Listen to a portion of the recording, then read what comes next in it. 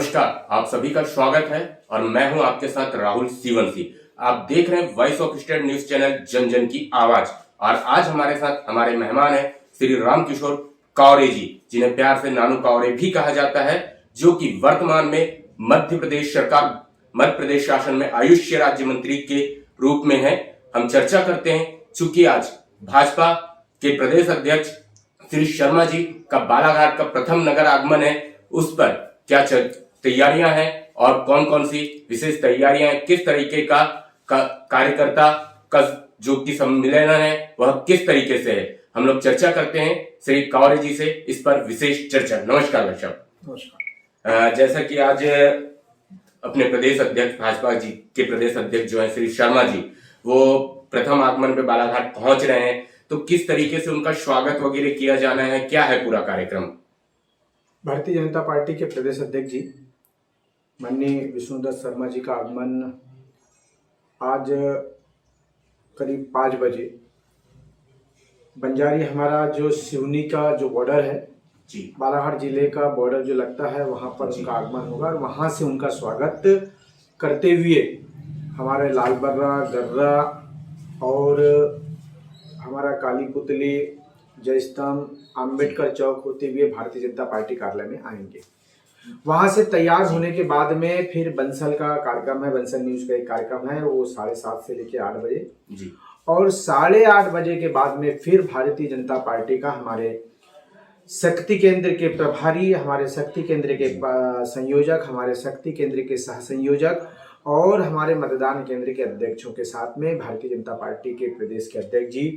एक ऐसा मंत्र दे के जाएंगे जो हमारे 2023 के चुनाव में भारतीय जनता पार्टी के 6 विधानसभा के सीट यहाँ हमारा भाजपा का प्रत्याशी जीते। बिल्कुल, ये कह सकते हैं कि 2023 की तैयारियों के मद्देनजर ही श्री शर्मा जी का प्रथम नगर आगमन है। हाँ, ये मान के चलो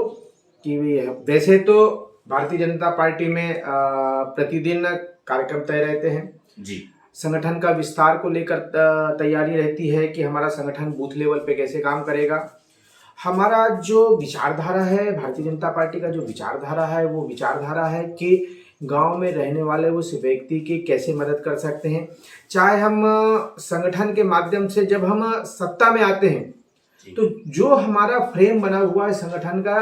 संगठन इसलिए ही तैयार, हम भारतीय जनता पार्टी का इसलिए संगठन तैयार है क्योंकि विचारधारा पे काम कर रहा है। और हमारा जब विचारधारा पे हम काम करते हैं तो नीचे तक लेके जाते हैं, और जब नीचे तक के लेके जाते हैं तो उसकी तैयारी होती है कि हम लोगों की कैसा मदद करें। जब कैसी मदद करने की बारी आती है तो हमें फिर सरकार में और जनप्रतिनिधि बनना आवश्यक है, ऐसा महसूस होता है। और जब हम संगठन के माध्यम से जब जनप्रतिनिधि बन के जब सरकार बनाते हैं तो फिर सरकार की पूरी पॉलिसी उसी प्रकार बनती है जैसा हमारा विचारधारा है। आज आप देख सकते हो, हम अगर मध्य प्रदेश के मुख्यमंत्री आदरणीय शिवराज सिंह चौहान जी स्वास्थ्य सुविधा को गांव तक के लेके गए हैं, तो पंडित दीनदयाल उपाध्याय जी का एकात्म मानववाद कहता है कि अंतिम छोर पर बैठा हुआ व्यक्ति, उसका विकास कैसे हो, उसकी चिंता कैसे हो। यदि आज किसान के खाते में डायरेक्ट पैसे जा रहा है, देश के प्रधानमंत्री जी पैसे पहुंचा रहे, प्रदेश के मुख्यमंत्री जी, तो हमारे पंडित दीनदयाल उपाध्याय जी का वो विचारधारा है जो गांव का किसान कैसे समृद्ध हो, कैसे शक्तिशाली बने। ये अनेक प्रकार की ऐसी हमारी नीति है, अनेक प्रकार ऐसी कह सकते हैं कि जो सरकार की योजनाएं हैं और जो लाभ है वो अंतिम छोर तक के, अंतिम व्यक्ति तक के पहुंचाने की भाजपा की नीति है। और उन्हीं नीतियों को और बढ़ाने, उससे संबंधित जानकारियां अंतिम छोर तक के व्यक्ति के पहुंचाने के लिए ही विष्णुदत्त शर्मा जी का प्रथम नगर आगमन है आज, जो कि 2023 के चुनावों को लेके और संगठन को और मजबूत करने के लिए पहुंच रहा है। जैसा कि भी आपने कुछ देर पहले कहा कि आज शर्मा जी आएंगे और कुछ ऐसा एक मंत्र दे जाएंगे कि जिससे संगठन और मजबूत हो और लोगों में एक ऊर्जा उत्पन्न हो। तो किस टाइप की ऊर्जाओं का संचार होगा और किस तरीके से और संगठन को मजबूत करने की दिशा में कार्य करेंगे? देखिए, आदरणीय विष्णुदत्त शर्मा जी विद्यार्थी परिषद से काम करते आ रहे हैं जी, संगठन का भाव उनमें कण कण में बसा हुआ है जी। ऐसे हजारों भारतीय जनता पार्टी में जो कार्यकर्ता आज काम कर रहे हैं, सम्मानीय विष्णुदत्त शर्मा जी के साथ में विद्यार्थी परिषद में काम किए या विष्णुदत्त शर्मा जी के द्वारा कार्यकर्ता का निर्माण किया गया है जी। ऐसे बहुत सारे, चाहे वो सिवनी हो, चाहे बालाघाट हो, चाहे मंडला हो, चाहे डिंडोरी हो, चाहे जबलपुर हो, चाहे नरसिंहपुर हो, चाहे छिंदवाड़ा हो। मैं जबलपुर संभाग की बात कर रहा हूँ। आज निश्चित रूप से बालाघाट जिले में मैं भी अगर यहाँ पर हूँ तो माननीय विष्णुदत्त शर्मा जी के विद्यार्थी परिषद से बना हुआ कार्यकर्ता हूँ, निर्माण किया हुआ कार्यकर्ता हूँ। आज निश्चित रूप से विद्यार्थी पद से युवा मोर्चा से लेके आज मध्य प्रदेश सरकार में मैं मंत्री के रूप में हूँ।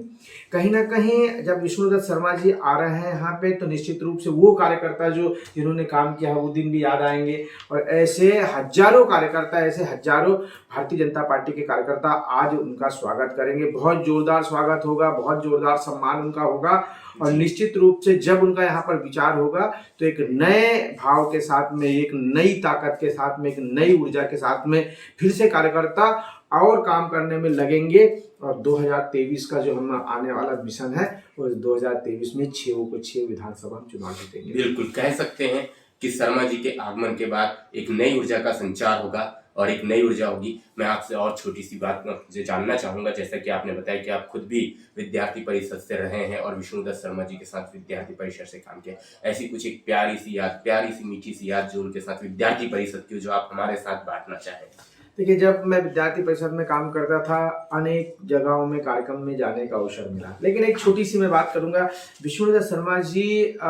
इतना निष्ठावान और कार्यकर्ता के लिए काम करने वाले व्यक्ति हैं और अपने विचारधारा के लिए इतना अच्छा काम करने वाले व्यक्ति हैं कि जी जान लगा देते हैं, पूरी ताकत लगा देते हैं अपने मिशन को लेकर। आपको याद होगा, 2 तारीख मुझे एक्चुअल याद नहीं है, लेकिन प्रफुल्ल पटेल जी का गोंदिया में जब घेराव का मामला था, वो पल मुझे याद है जब प्रफुल्ल पटेल, कांग्रेस की यहाँ पर गवर्नमेंट थी दिल्ली में, और प्रफुल्ल पटेल एक तरफा उनका कभी उनके कोई घेराव या उनका कोई विरोध करने वाला व्यक्ति नहीं हुआ, लेकिन माननीय विष्णुदत्त शर्मा जी ने उस मिशन को लेकर, उस विजन को लेकर कि शिक्षा का व्यवसायीकरण ना हो, एक ऐसा आंदोलन था जिसमें प्रफुल्ल पटेल जी के विरोध में, प्रफुल्ल पटेल जी के का घेराव करने के लिए विष्णुदत्त शर्मा ने ये तय किए और निकल पड़े थे यहाँ से। उस समय विष्णुदत्त शर्मा जी प्रदेश मंत्री थे अखिल भारतीय विद्यार्थी परिषद के, उस समय प्रदेश मंत्री भी थे, नहीं राष्ट्रीय मंत्री थे और उस समय मुझे ध्यान है। और जब निकल पड़े थे तो हजारों की तरह